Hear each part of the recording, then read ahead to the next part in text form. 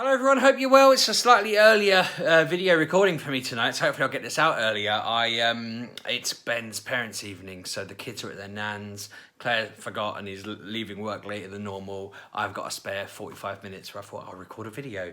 I am reeling a little bit from the fact I came in to feed the dog and let her out in the garden, went to get changed. When I came back downstairs, she had her head in a bag of food, just eating the big bag of dog food because I'd left it open like a moron. So I had to wrestle that off of her. She's now in the garden looking sorry for herself.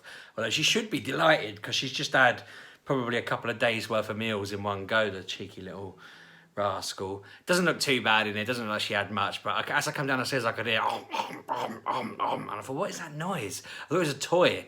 I came into the kitchen all confused and there she was, just head in a bag, little monkey. She's definitely a bass. So there's not much more on the EHCP front to talk about at the moment. I sent it to school.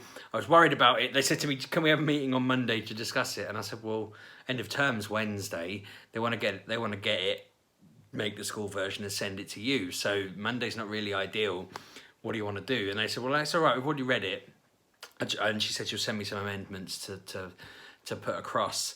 It was quite funny reading it because she literally wanted to change. She wanted to add in processing his thoughts was one of the extra things that he has a struggle with. And she wanted to change the phrase bad behaviour to making poor decisions or making different decisions, something like that. Something she diffused a couple of the words they'd used where I think they were quoting somebody else or whatever. And I was like, that's not really the sort of changes I expected them to make. I thought they were going to say, no, he needs to do this, he needs to do that, blah, blah, blah, but they didn't, so it's fine. I had a chat with them as well about what to do. I don't think I spoke about it on the video, but I had a bit of a worry yesterday because I couldn't have because I haven't done a video. Yesterday they rang for something really minor and it wasn't to tell me that it had happened and it was bad or anything had come of it, but they just wanted to let me know in case Ollie was upset or whatever. And when they described it, I was kind of like, well, you haven't followed any of the things we've set up, any of the things we talked about. You haven't followed any of the processes. You know, basically they told him he could sit with someone in assembly, and then when he was talking, they moved that person away, and Ollie got upset and kicked off and had a bit of a fuss about it.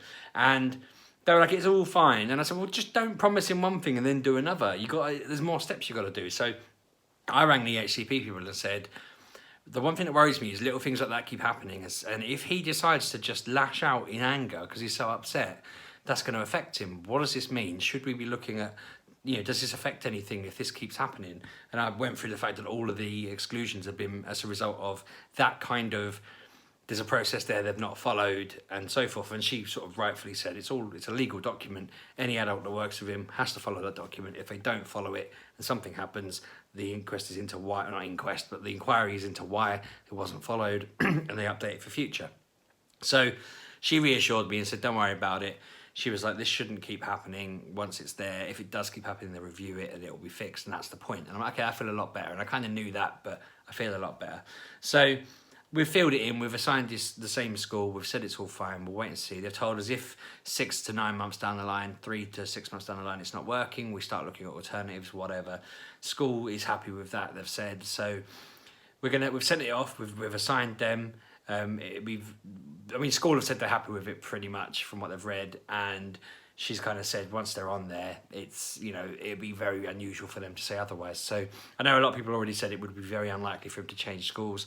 That's definitely sorted. I feel much happier about the fact that the school's on there, that there's very little that can change that. And as far as exclusions and whatnot go, that doesn't really like permanent or anything otherwise.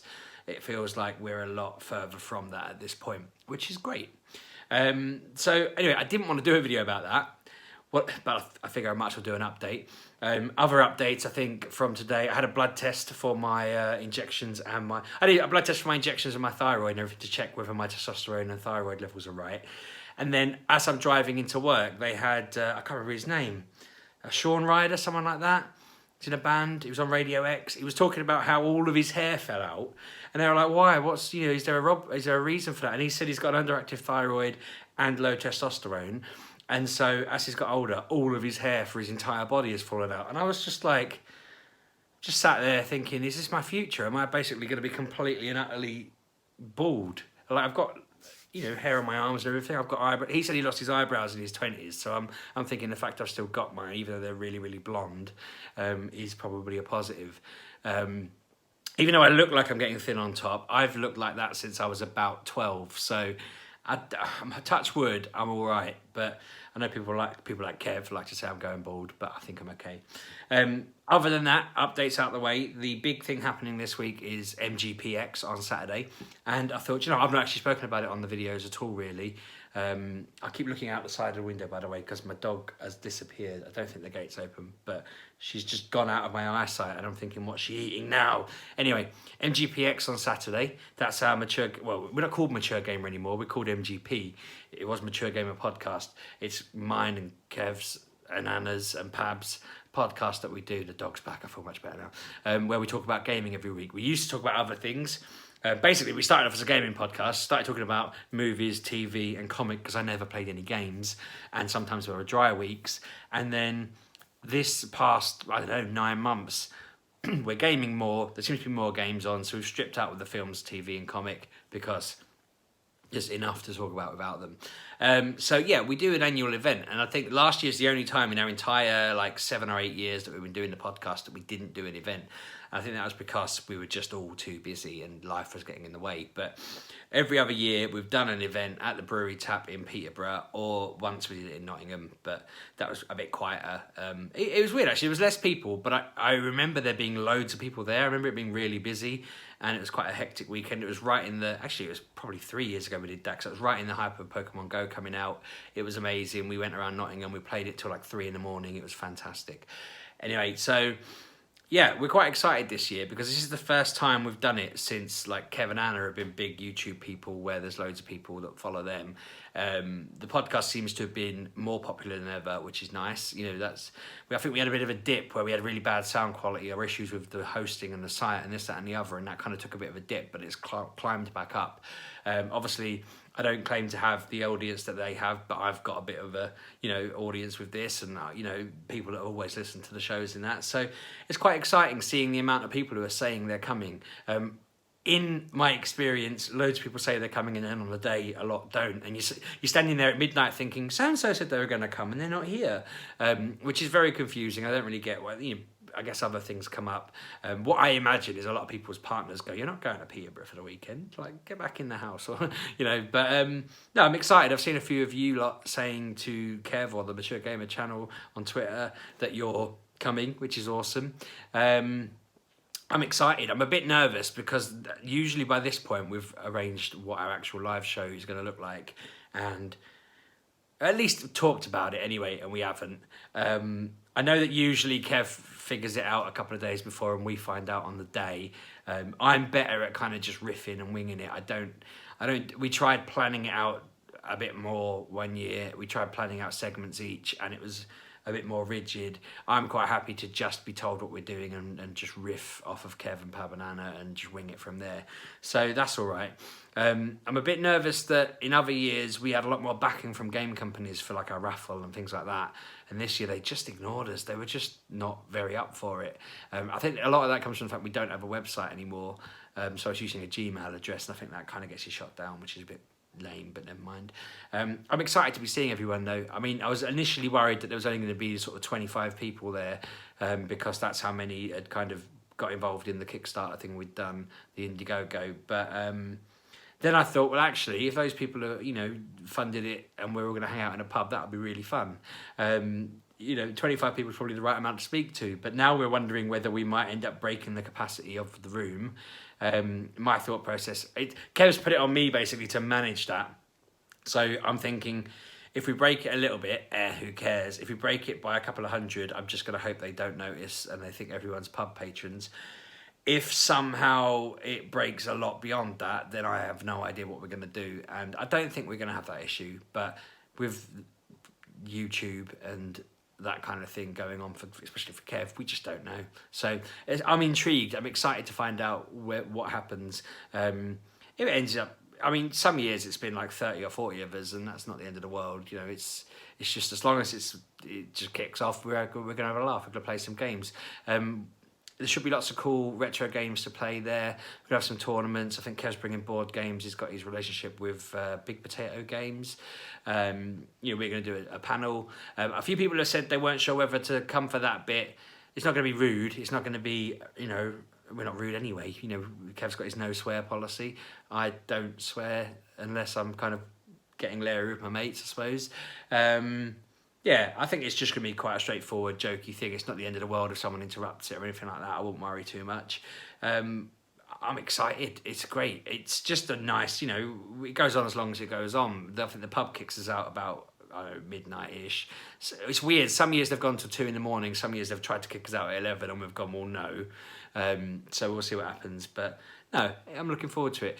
Doing events is like my dream, like, headline thing. I'd love to, I've said before, I really want to finish writing stuff, have it be worthy of becoming famous, and then just do events. Events are the best. And considering I'm such a hermit at work and I don't like going to events and stuff, in the real world, I love it. I love being at events. I love it even more when we're the attraction or part of the attraction. When we went to Eurogamer and we did a panel show last year, it was fantastic because it just felt like we were, you know, people who weren't there for us were coming by to see us. I was shocked how many people came to see us talk about games and have a laugh. I want to do more. I love it. It's very... it's addictive, it is, and it's nice. It's fun sitting in front of a room full of people and thinking, I've just got to not be quiet. Do you know what I mean? There's like 4 of us on the stage. We've just got to talk. We've just got to fill it. And if we don't, then they're just going to sit there staring at us. So we have to do something. It's quite fun. I think I said before, I go out of body almost with it in that I'd stop. I mean, I'm doing it now. When I'm not looking at the camera thinking there's a camera there. I'm not even looking around the room. Other than when I was looking for my dog a minute ago, I'm not really focusing on anything.